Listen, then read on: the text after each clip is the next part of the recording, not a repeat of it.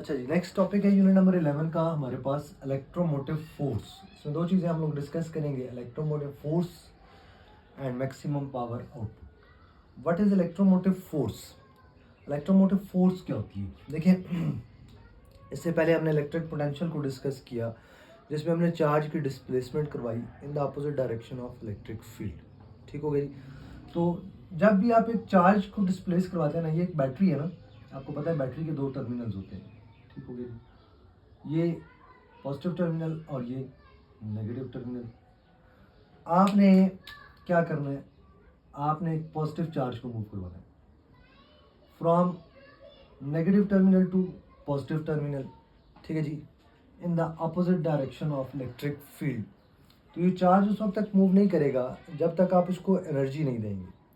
ठीक है, यही जो एनर्जी सप्लाइड है ना to a unit positive charge, the energy supplied to a unit positive charge, यही कहलाती है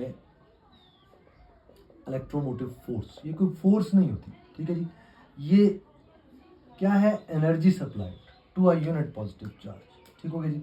इसीलिए बैटरी को क्या कहते हैं? It is the source of EMF. ठीक है, एनर्जी सप्लाइड का मतलब है work done per unit charge. ठीक है, एनर्जी हमेशा वर्क डन की इक्वल होती है। बैटरी को क्या कहते हैं? Source of EMF. ठीक है, बैटरी ये काम कर रही है ना, बैटरी क्या कर रही है? एनर्जी सप्लाई कर रही है चार्ज को, ताकि चार्ज चला जाए from negative terminal to positive terminal. ठीक हो गया? तो energy supplied to a unit positive charge, that is called electromotive force. ठीक है, work done per unit charge, इसकी ऐसे यूनिट वोल्ट होती है, जैसे इलेक्ट्रिक पोटेंशियल की ऐसे यूनिट वोल्ट होती है। और ये भी 1 वोल्ट जो है 1 जूल पर कूलम के इक्वल है। अच्छा, इलेक्ट्रोमोटिव फोर्स में बैटरी जो है ये कहलाती है सोर्स ऑफ ईएमएफ। और सोर्स ऑफ ईएमएफ हमेशा क्या करता है? A source of EMF converts non electrical energy into electrical energy. ठीक हो गया जी? जैसे यहाँ पर बैटरी के केस में क्या होता है? बैटरी के केस में क्या होता है? कौन सी एनर्जी कन्वर्ट हो रही है? बैटरी के केस में रिएक्शन हो रहे हैं ना, तो केमिकल एनर्जी कन्वर्ट हो रही है। A source of EMF converts non electrical energy into electrical energy. सही हो गया जी? Into electrical energy.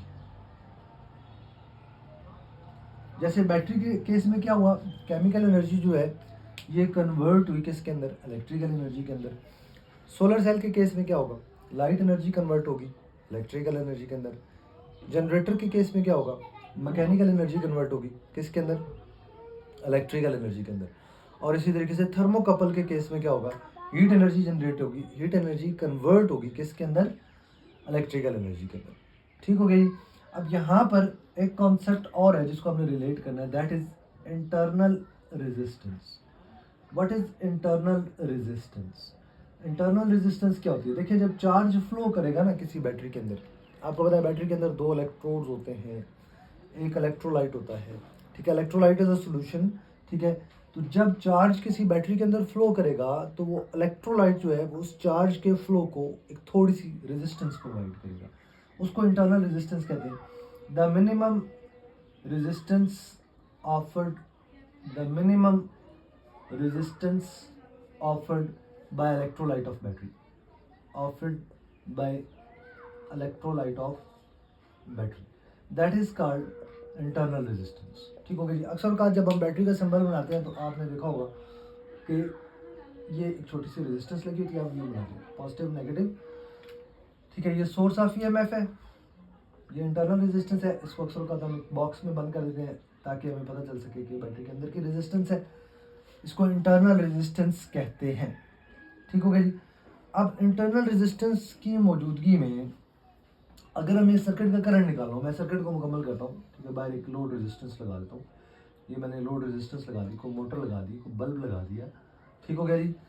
तो इसमें जो करंट फ्लो कर रहा है, ठीक है, आई, वो कैसे लिखेंगे? I is equal to E source of EMF, ठीक है, divided by total resistance R plus R. ठीक है, ये टर्म इधर जाकर मल्टीप्लाई होगी, I into R plus R, that is equal to E M. ठीक हो गया जी? अब इस ब्रैकेट को ओपन करेंगे, ब्रैकेट को ओपन करेंगे तो ये क्या बन जाएगा?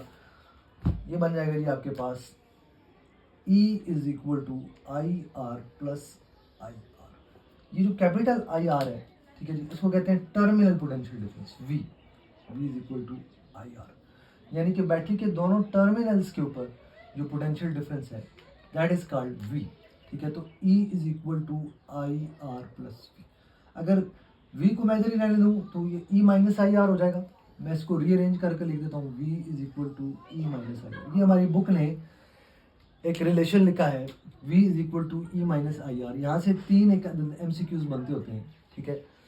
ये इक्वेशन हमें ये बता रही है कि terminal potential difference is always less than EMF। Terminal potential difference is always less than EMF, क्योंकि E में से आई आर टर्म माइनस हो रही है तो ये क्या हो रहा है, टर्मिनल पोटेंशियल डिफरेंस बन रहा है। दूसरा MCQ, अगर इंटरनल रेजिस्टेंस जीरो हो जाए, if internal resistance become zero, internal resistance के जीरो होने का मतलब V और E क्या हो जाएंगे, इक्वल हो जाएंगे, ठीक हो गई। Terminal potential difference will be equal to EMF।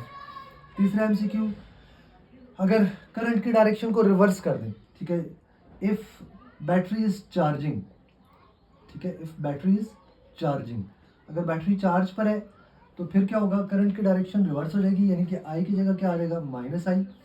तो ये हो जाएगा V is equal to E plus I R, क्योंकि I की जगह क्या आ गया, माइनस आई, माइनस और माइनस मिलकर प्लस हो गए। यहाँ पर टर्मिनल पोटेंशियल डिफरेंस क्या हो जाएगा, it will exceed the EMF। ये 3 चीज़ें हमने याद रखनी है, ठीक है। ये इस फॉर्मूला में से पूछी जा सकती हैं। Terminal potential difference is always less than EMF। If internal resistance become zero then terminal potential difference will be equal to EMF। अगर बैटरी चार्जिंग पर है, करंट की डायरेक्शन रिवर्स हो रही है, तो terminal potential difference will exceed the EMF। इसके साथ है maximum power output. Maximum power output कैसे कैलकुलेट करेंगे, देखें, मैक्सिमम पावर कैलकुलेट करने के लिए मैक्सिमम पावर होती क्या, मैक्सिमम पावर, देखिए किसी भी सर्किट की आउटपुट पावर को मैक्सिमम होना चाहिए, ठीक है। Power out that is equal to, मैं बात कर रहा हूँ पावर डिसिपेटेड की, ठीक हो गई। पावर डिसिपेटेड होती है आई स्केयर आर। अभी हमने लिखा था कि आई किसके इक्वल है, I is equal to E over R plus R, ठीक हो गया जी। तो इसकी जगह हम ये वाला फॉर्मूला पुट कर देंगे, ये बन जाएगा E over R plus R का स्केयर मल्टीप्लाइड बाई आर, यानी कि ये हो जाएगा E square R over R plus R का स्केयर, ठीक हो गया जी।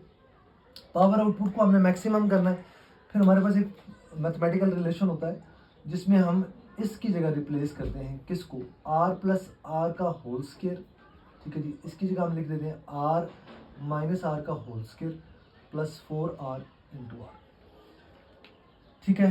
तो पावर आउटपुट आपकी बन जाती है, power out is equal to E square R over R minus R का whole square plus 4R into R. अब इस टर्म को हम मैक्सिमाइज करेंगे, हम वो कंडीशन देखेंगे जिसके ऊपर पावर आउटपुट मैक्सिमम हो जाएगी। पावर आउटपुट मैक्सिमम करने के लिए हमें डिनोमिनेटर को मिनिमम करना है।